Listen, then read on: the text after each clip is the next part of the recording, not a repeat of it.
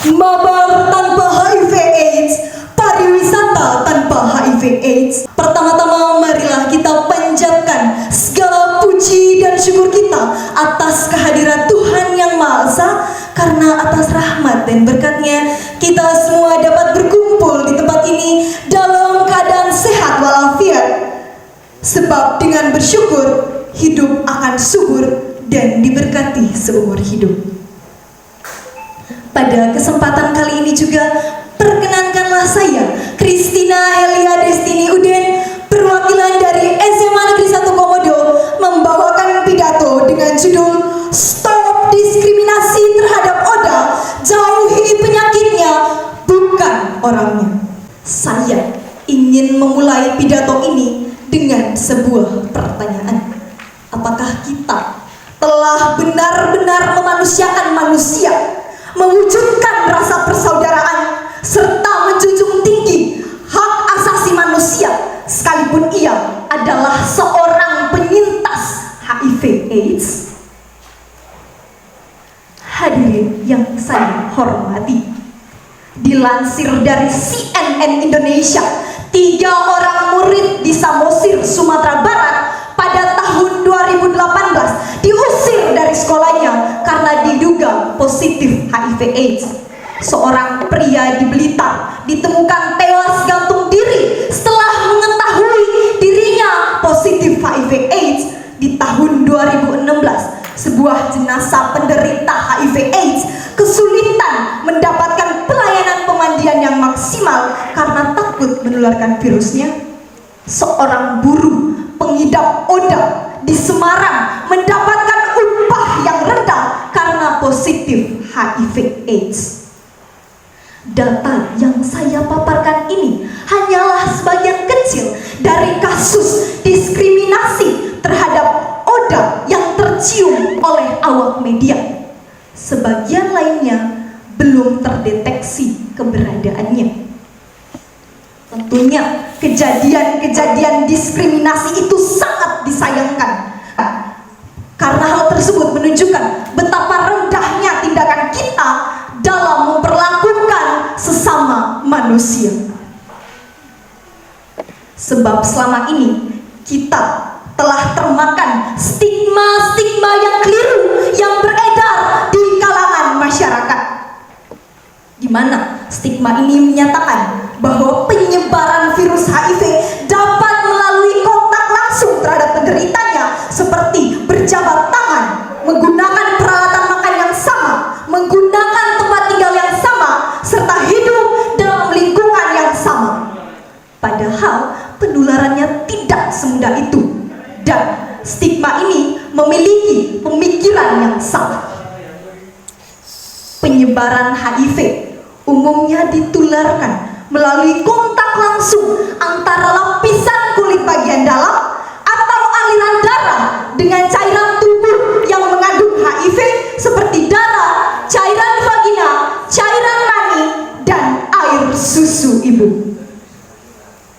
Penularan dapat terjadi melalui hubungan intim, transfusi darah, jarum suntik yang terkontaminasi antara ibu dan bayi selama kehamilan bersalin atau bahkan menyusui, serta bentuk kontak lainnya dengan cairan-cairan tersebut. Sehingga dapat disimpulkan bahwa kita masih bisa melakukan kontak langsung dengan ODA serta berinteraksi dengan mereka.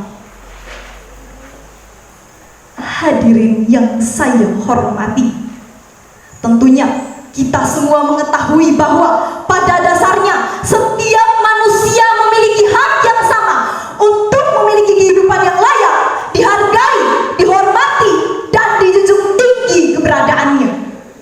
Namun yang sering dijumpai, ODA selalu mendapatkan perilaku diskriminasi dari masyarakat, seperti dikucilkan, dijauhi, dihina, bahkan ODA kerap kesulitan dalam memperoleh pekerjaan, akses pendidikan, juga layanan kesehatan yang layak. Sebab perilaku diskriminasi tidak hanya berasal dari masyarakat, namun juga berasal dari oknum tenaga medis, seolah-olah takut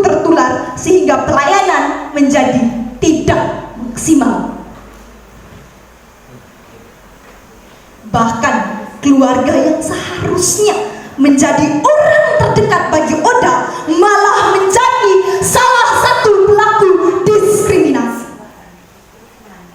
Banyak di antaranya malu karena memiliki anggota keluarga yang positif HIV/AIDS, dan sebagian besar keluarga merahasiakan hal tersebut. Namun, pernahkah terbesit dalam pikiran kita tentang apa yang dirasakan oleh para penderita HIV, atau rasanya bagaimana menjadi seorang Oda?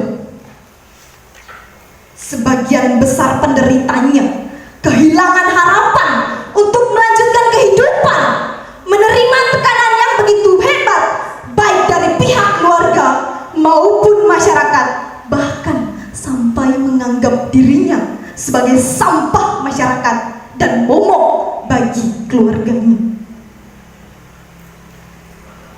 Sekalipun terdapat terapi obat antiretroviral terbukti mampu menolong Oda untuk terus hidup dan tidak menyebarkan virusnya kepada orang lain. Namun, tidak hanya kesehatan fisik saja yang dibutuhkan Oda. Kesehatan mental juga diperlukan atau perlu diperjuangkan. Mereka membutuhkan peran kita sebagai pemberi dukungan dan kasih sayang selayaknya terhadap seorang manusia, sehingga kita dapat menghapus air mata dan membiarkan senyuman itu kembali dan terpancar dari wajah yang dipenuhi oleh sejuta harapan. Hadirin yang saya hormati, pertanyaan untuk kita semua, khususnya kaum muda dan pelajar: apakah kita harus ikut-ikutan menjadi pelaku diskriminasi terhadap Oda? Untuk menjawab pertanyaan ini, saya sebagai generasi muda dan pelajar, tentunya saya akan menjadi garda terdepan dalam menyerukan stop diskriminasi terhadap Oda dan berkomitmen untuk menyerukan atau menginformasikan serta meluruskan berbagai stigma yang salah terhadap penyebaran virus HIV/AIDS yang menyebabkan Oda mendapatkan tindakan diskriminasi, dengan siap mengedukasi masyarakat dimulai dari kaum muda sebagai generasi penerus bangsa. Hadirin yang saya hormati, demikianlah pidato saya, dan di akhir pidato ini saya ingin meninggalkan sebuah ajakan penuh harapan. Mari jadikan diri berguna bagi mereka yang menderita, khususnya Oda, dengan bertransformasi menjadi pahlawan tanpa senjata, mempertahankan nyawa, serta menyelamatkan jiwa. Stop diskriminasi, jauhi penyakitnya, bukan orangnya. Hari panas sawah membelah, hutan rimba tempat si rusak. Maafkan jika ada salah, namanya juga manusia. Sekian pidato yang dapat saya sampaikan pada kesempatan